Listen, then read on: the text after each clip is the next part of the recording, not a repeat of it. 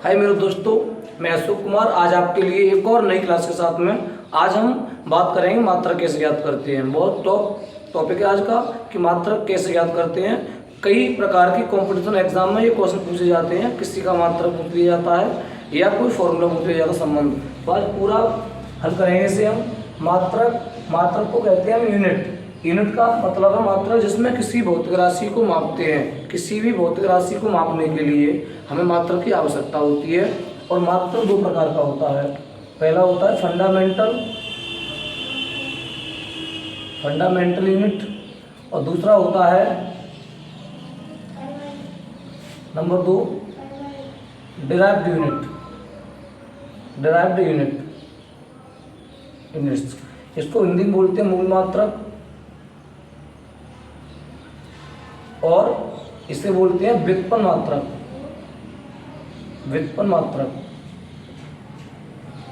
ये आप देख रहे हो स्क्रीन पर कि फंडामेंटल यूनिट मूल मात्रक को कहते हैं और डिराइव्ड यूनिट व्युत्पन्न मात्रक को कहते हैं। मूल मात्रकों की संख्या होती है 7 जी। जो मूल मात्रक होते हैं इनकी संख्या होती है 7। बाकी जितने मात्रक मूल मात्रकों से बनाए जाते हैं। मूल मात्रक क्या है समझ लीजिए, चाहो तो लिख सकते हो आप। मूल मात्रक का मतलब होता है वे मात्रक जो अन्य मात्रकों से मिलकर नहीं बने होते हैं, मूल मात्रक कहलाते हैं। या यूं कह दीजिए वे मात्रक जो अपने आप में स्वतंत्र होते हैं, किसी अन्य मात्रक का सहारा नहीं लेते हैं, वो मूल मात्रक कहलाते हैं। लेकिन जो डिराइव्ड मात्रक होते हैं, यूनिट होते हैं, व्युत्पन्न मात्रक होते हैं, इसका मतलब है वे मात्रक जो अन्य मात्रकों की सहायता से, या ऐसे कह दीजिए वे मात्रक जो मूल मात्रकों की सहायता से बनाए जाते हैं, व्युत्पन्न मात्रक कहलाते हैं। मूल मात्रकों की संख्या निश्चित 7 है। जैसे लंबाई का मात्रक मीटर होता है, द्रव्यमान का मात्रक किलोग्राम होता है, समय का मात्रक सेकंड होता है, ताप का मात्रक केल्विन होता है, विद्युत धारा का मात्रक एम्पियर होता है, पदार्थ की मात्रा का मात्रक मोल होता है और ज्योति तीव्रता का कैंडेला होता है। ये आपके 7 मूल मात्रक हैं। और 2 मात्रक और हैं पूरक मात्रक। कोण का मात्रक होता है रेडियन और घनकोण का होता है स्टेरेडियन। ये 2 मात्रक और ये मूल मात्रक में आते हैं, इनको पूरक मात्रक कहा गया है। ये पूरे तरीके से कोण और घनकोण के लिए ही यूज किए जाते हैं। तो बच्चों ये मात्रक ज्ञात करेंगे। सबसे पहले मैं लिख रहा हूँ नंबर 1, जैसे क्षेत्रफल है। आपको कुछ मात्रक याद भी करनी, मूल मात्रक आपको याद करनी है बच्चों। क्षेत्रफल तो हमें किसी का, सबसे पहली बात, किसी का मात्रक ज्ञात करने के लिए हमें फॉर्मूला आना चाहिए। अगर हम फॉर्मूला नहीं कर सकते हैं तो मात्रक हम नहीं बना पाएंगे। तो किसी का मात्रक बनाना है तो उनसे फॉर्मूला आना चाहिए। और फॉर्मूले को मैं ट्रिक से बताऊंगा आपको कैसे बनाते हैं। और मात्रक तो अपने तैयार हो जाएंगे। मेन होता है फॉर्मूला। क्षेत्रफल का बराबर होता है लंबाई गुणा चौड़ाई। आपको याद रखना है केवल लंबाई इंटू चौड़ाई। इसे बोलते हैं A = L × B। Short form में लिखते हैं इसे। क्षेत्रफल को बोलते हैं एरिया, इसे डिनोट करते हैं। लंबाई को बोलते हैं लेंथ, इसे L से व्यक्त करते हैं। चौड़ाई को बोलते हैं वृत्त, इसे B से व्यक्त करते हैं। अब ये क्षेत्रफल का फॉर्मूला है A = L × B। A for area, L for लंबाई, B फॉर चौड़ाई। अब यहाँ से बनाएंगे मात्रक। A का मात्रक। अब दोस्तों A का मात्रक बनाना है हमें A का। अगर हमें A का मात्रक ज्ञात करना है तो हमें L का आना चाहिए। L या लंबाई है और लंबाई का मात्रक मूल मात्रक होता है मीटर। लंबाई का जो मूल मात्रक होता है वो होता है मीटर दोस्तों जी। इंटू लगा दिया B। चौड़ाई है लंबाई, चौड़ाई, गहराई, मोटाई। यानी पीछे अगर E आ रहा है, एक ट्रिक जैसा कह सकते हैं, जैसे लंबाई पीछे E आ रहा है, चौड़ाई पीछे E आ रहा है, मोटाई E आ रहा है, या ऊंचाई या दूरी पीछे ए आ रहा है। जहाँ बड़ी का प्रयोग किया जा रहा है, बड़ी की मात्रा आती है, ये ट्रिक है, तो वहाँ उनका मात्रा मीटर प्रयोग करेंगे। जैसे L लंबाई मीटर होगा, B चौड़ाई है, इसका लंबाई मीटर से मापे जाते हैं तो मीटर। तो यहाँ जो एरिया का मात्रक तैयार हो गया, A का मात्रक। अब दोस्तों यहाँ मीटर का पावर 1 और मीटर का पावर 1 आपस में मल्टीप्लाई करेंगे, इसे कहेंगे वर्ग मीटर या मीटर उसका कहेंगे। ये आपको क्षेत्रफल का मात्रक प्राप्त हो गया। Example number 2। अब बच्चों आपको बताया कि ये क्षेत्रफल हो गया। अब आयतन निकालना है।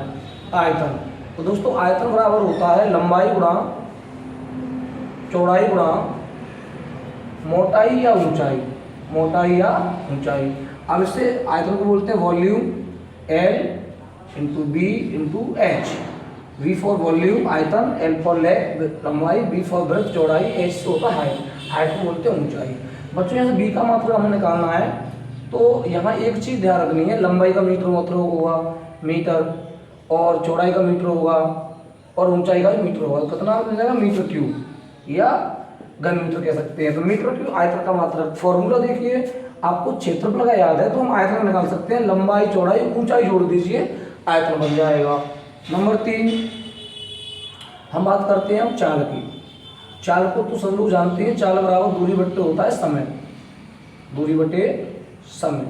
चाल का मात्रक ज्ञात करना है, या इससे शॉर्ट फॉर्म में लिख लेते हैं पहले।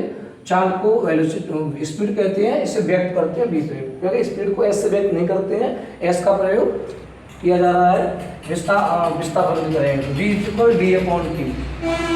इधर आपको दिख रहा है वेग का, मैंने चाल का मात्रक फॉर्मूला कर लिया है, वी बराबर डी अपॉन टी। अब दोस्तों हम इसका बनाएंगे मात्रक, वी का मात्रक, वी का मात्रक। दोस्तों अगर वी का मात्रक बनाना तो हमें दिख रहा है डी फॉर दूरी है, दूरी लंबाई, इसका मात्रक मीटर प्रयोग करेंगे, मीटर अपॉन टी। तो यहाँ समय, समय का मात्रक होता है सेकंड, इससे बोले मीटर प्रति सेकंड। क्या पढ़ेंगे इससे?